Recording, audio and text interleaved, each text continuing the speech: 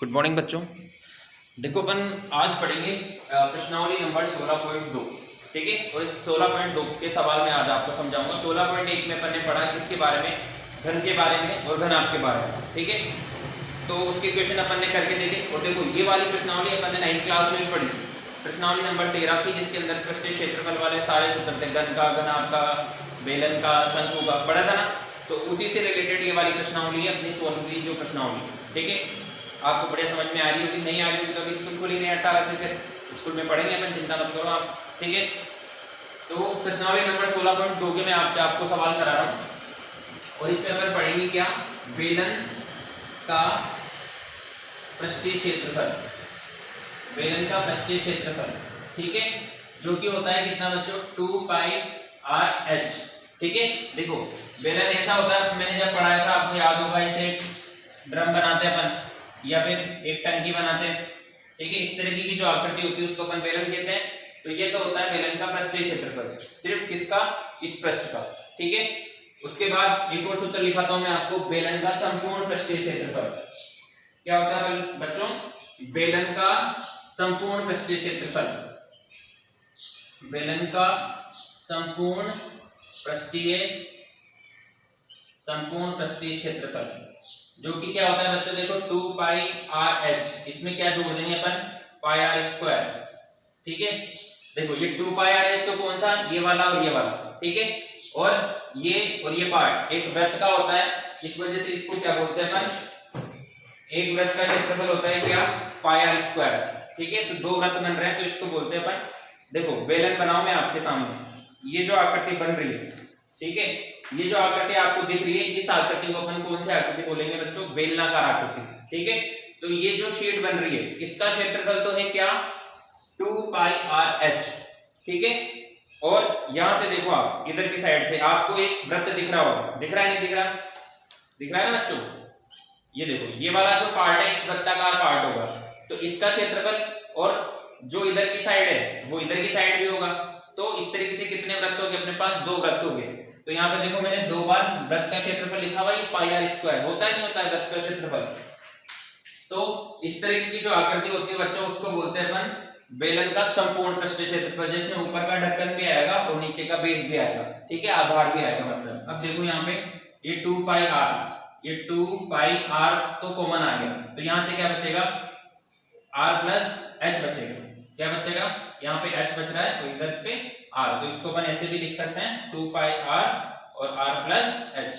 तो ये सूत्र बन गया अपना किसका, बेलन का संपूर्ण पृष्ठीय क्षेत्रफल का। ठीक है बच्चों, तो ये दो सूत्र अपने काम आएंगे, जो किसमें काम आएंगे, प्रश्नावली नंबर 16.2 के अंदर, जिसमें अपन को क्या करना है, बेलन का एक तो पृष्ठीय क्षेत्रफल ज्ञात करना होगा, संपूर्ण क्षेत्रफल ज्ञात करना होगा, एक चीज और ज्ञात करनी रहेगी अपन को, बेलन का आयतन। क्या ज्ञात करना रहेगा बच्चों, बेलन का आयतन। तो बेलन के आयतन का सूत्र क्या होता है, देखो ये πr² है। ठीक है, इसके अंदर अपन को क्या भरना है, पानी भरना है या जो भी भरना है, तो इसका क्षेत्रफल, सॉरी आयतन की बात कर रहे हैं, बेलन का आयतन होता है कितना, πr² और h।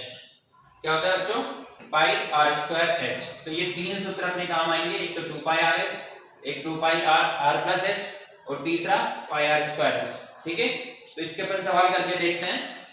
देखो पहला सवाल जो है अपना बेलन का, मतलब 16.2 का जो पहला सवाल है, बहुत आसान सवाल है। देखो क्या चाहता है ये, बताता हूं मैं आपको। इसमें बोल रखा है कि एक बेलन का व्यास 14 सेंटीमीटर है, ठीक है, और ऊंचाई है कितनी, 15 सेंटीमीटर। तो बेलन का संपूर्ण पृष्ठीय क्षेत्रफल और आयतन अपन को ज्ञात करना है। देखो पहले तो क्या क्या दे रखा है ये लिख लेते हैं अपन। ठीक है, इसको हटा देते हैं, इसको भी हटा देते हैं। ठीक है बच्चों, देखो आप सूत्र को समझ लो, उसके बाद सूत्र में मान रखना है, कुछ भी नहीं करना है। पहला सवाल है बेलन का क्या दे रखा है, देखो व्यास दे रखा है, व्यास नहीं बच्चों, व्यास बराबर कितना दे रखा है, 14 सेंटीमीटर, मतलब 14 सेंटीमीटर। तो त्रिज्या कितनी आ जाएगी, यहां से बताओ आप, इस 14 को कहीं से डिवाइड कर देंगे 2 से, कितना आ जाएगा, 7 सेंटीमीटर। ठीक है, तो त्रिज्या तो कितनी आ गई अपनी, 7 सेंटीमीटर, और ऊंचाई h का मान कितना है, दे रखा है इसके अंदर 15 सेंटीमीटर। तो ये 15 सेंटीमीटर लिख दिया। अभी अभी मैंने सूत्र लिखाया आपको, क्या सूत्र था बताओ? 2 पाई r और r प्लस h। ठीक है, अभी कच्चे वाले भाई साहब आगे तो मुझे वीडियो रोकना पड़ेगा, नहीं तो डिस्टर्ब हो जाओगे आप।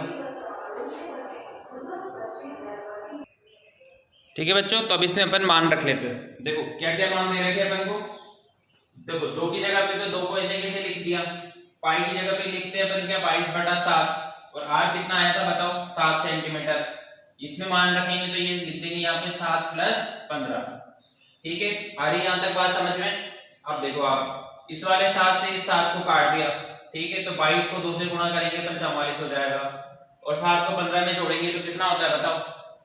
15 और 7 5 12 22 हो जाएगा बच्चों। ठीक है, अब 22 को कैसे गुणा कर लोगे आप? 44 से गुणा कर दोगे, तो 22 को 44 से गुणा कर दो आप। ठीक है, कितना होएगा? ऐसे करते ना गुणा, ये 8 थोड़ा का 6 968 968 ही आएगा ना, 968 आ जाएगा। ये आ गया, देखो यहाँ पे 968 सेंटीमीटर में दे रखा था, तो सेंटीमीटर क्या हो जाएगा? स्क्वायर हो जाएगा। तो ये तो हो गया अपना क्या, बेलन का संपूर्ण पृष्ठीय क्षेत्रफल। अब बात करते हैं अपन किसकी, बेलन के आयतन की। तो ये देखो सूत्र यहीं पे लिखा हुआ है, मिटा नहीं मैंने। ठीक है, तो यहीं पे मान रख देते हैं। इसमें क्या है सूत्र अपने पास, पाई r स्क्वायर h। तो पाई का मान कितना बच्चों? 22/7। r का मान कितना देखो यहाँ पे 7 × 7 और h कितनी थी 15। तो इस 7 से 7 को काट दो। ठीक है, 22 को गुणा करेंगे अपन 7 से तो कितना हो जाएगा? देखो 7 × 2 = 14 का 1। ठीक है, यहाँ पे 154 आ जाएगा गुणा 15। ठीक है, अब 15 को कहीं से गुणा करेंगे 154 से, तो 15 को 4 से गुणा करो तो 15, इसको 60 होएगा तो 6 तो बच गया। 15 को 5 से गुणा करेंगे 75 होता है। ठीक है ना, 75 और 6 हो गए 81, 8 हो गया हासिल हुआ। ठीक है, 15 और 8 कितना होता है बताओ? अभी अभी जोड़ा था 23 होता है। ठीक है, तो 2310। ठीक है, अब ये जो आएगा 2310 वो किस में आएगा बच्चों? सेंटीमीटर क्यूब में आएगा। ठीक है, तो जब भी आयतन की कोई वो लिखेंगे अपन, ठीक है, आयतन का जो मात्रक होता है वो क्या होता है बच्चों? Centimetre cube, metre cube. ठीक है, और क्षेत्रफल जो होता है उसमें क्या आता है? Centimetre square, metre square. ठीक है, तो एक तो ये हो गया आपका क्या, संपूर्ण पृष्ठीय क्षेत्रफल, और दूसरा क्या होगा ये आयतन। तो इसी तरीके से अपन को सवाल करने हैं। देखो पहला सवाल तो मैंने बताया आपको, दूसरा करना आप, तीसरा भी करना। मैं आपको चौथा सवाल बताऊंगा। कौन सा सवाल बताऊंगा बच्चों? चौथा सवाल। ठीक है ना, तो देखो चौथा बताऊं नहीं बताऊं? बता देता हूं यार। देखो चौथा सवाल क्या चाहता है, ये इसको मिटा देते हैं पहले। देखो और पढ़ाई कर रहे होंगे आप, बढ़िया कर रहे हो नहीं कर रहे हो? वीडियो आजकल बहुत कम बच्चे देख रहे हैं, बहुत कम व्यूज आ रहे हैं, क्या बात है? कोचिंग वोचिंग जाने लग गए होंगे तुम लोग, है ना? देखो जाओ, बढ़िया बात है, पर अच्छे नंबर लाना। ठीक है बच्चों, तो अब करते हैं अपन कौन सा question? Question number 4। Question number 4 में बोल रखा है कि दो लंबवृत्तीय बेलन की त्रिज्याओं का अनुपात क्या दे रखा है? देखो त्रिज्याओं का अनुपात दे रखा है अपन को कितना? त्रिज्याओं का अनुपात, त्रिज्याओं का अनुपात दे रखा है बच्चों। देखो पहली त्रिज्या को अपन r1 मान लेते हैं और दूसरी त्रिज्या को क्या मान लेते हैं? r2, और इनका अनुपात दे रखा है अपन को कितना? 2:3। ऐसे ही ऊंचाइयों का अनुपात दे रखा है, किसका? ऊंचाइयों का अनुपात। तो देखो ऊंचाइयों का अनुपात कितना होगा बच्चों? h1:h2 मान लेते हैं। ठीक है, तो ये दे रखा है कितना? 5:4। ठीक है, तो इस तरीके से ये अनुपात दे रखा है। अब क्या चाहता है देखो प्रश्न में कि दोनों बेलनों के वक्र पृष्ठीय क्षेत्रफल का अनुपात। ठीक है, तो क्या याद करना है अपन को? वक्र पृष्ठीय क्षेत्रफल का अनुपात। तो देखो यहां पे लिख लेता हूं मैं, वक्र पृष्ठीय क्षेत्रफल। तो एक बेलन का तो S1 मान लेते हैं और दूसरे वाले का अनुपात क्या मान लेते हैं? S2 मान लेते हैं। ठीक है, सरफेस एरिया कहते हैं, इस वजह से यहाँ पे S लिखा है मैंने आपके लिए। ठीक है, तो सूत्र क्या होता है बच्चों? 2 पाई RH होता है, अब अनुपात 1 के लिए अपन क्या लिख देंगे, इसको 1 और 1, और ऐसे दूसरे वाले के लिए क्या लिख देंगे 2 पाई r2 और h2। ठीक है, अब ये अनुपात में है तो इसको अपन काय में लिख लेते हैं, बटे में लिख लेते हैं 2 पाई r1 और h1 और बटे में 2 पाई r2 और h2। ठीक है बच्चों, अब देखो 2 पाई से 2 पाई कट गया, काट दो 2 पाई से 2 पाई। r1 का मान कितना है, देखो यहाँ पे देखो ये रहा r1 का मान 2 है, और h1 का मान कितना है बच्चों 5, तो यहाँ 5 लिख दिया। r2 का मान कितना है 3, और h2 का मान कितना है 4। देखो यही समझ में कि ये मान कहां से आए, समझो फिर। ये पहला मान जो है वो तो r1 का, और ये दूसरा मान का है h1 का, तो इन दोनों को पास में लिख दिया। दूसरा मान r2 का और ये h2 का, ये लिख दिया। काट दो इनको, 2 से ये कट जाएगा कितनी बार, 2 बार, तो कितना बचा 5/6 बचा। तो अनुपात क्या जाएगा, अनुपात कितना जाएगा 5:6। कितना जाएगा बच्चों अनुपात 5:6 आ जाएगा अनुपात। ठीक है, आ रही बात समझ में आपको कि 5:6 क्या क्या आ गया, इसका वक्रपृष्ठीय क्षेत्रफल का अनुपात आ गया।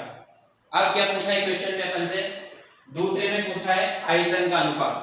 ठीक है, तो यहां पे लिख लेते हैं आयतन का अनुपात। ये लो आप, आयतन का अनुपात।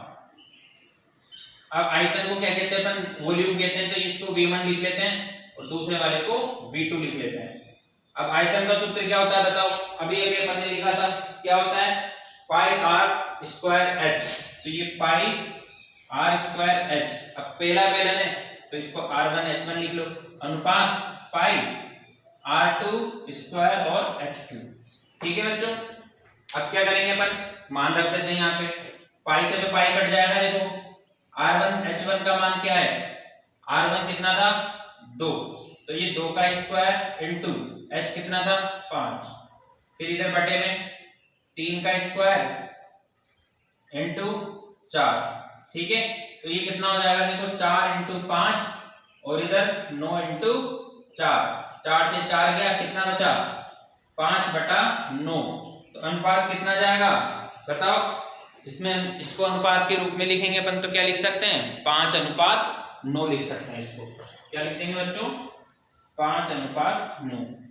तो ये अपना दूसरा आंसर आ गया। आगे बात है समझ में, तो ये तो क्षेत्रफल का अनुपात हो गया अपना, और ये काय का अनुपात हो गया आयतन का अनुपात। ठीक है, तो अभी अपन ने 4 तक क्वेश्चन करे, पहला मैंने बताया आपको, चौथा बताया, दूसरा और तीसरा करना अगली क्लास में अपन आगे के क्वेश्चन करेंगे। ठीक है बच्चों, थैंक यू, और पढ़ने आना आप लोग अच्छे बच्चों की तरफ। ठीक है, फिर बाकी यहाँ पढ़ेंगे अपन। Thank you.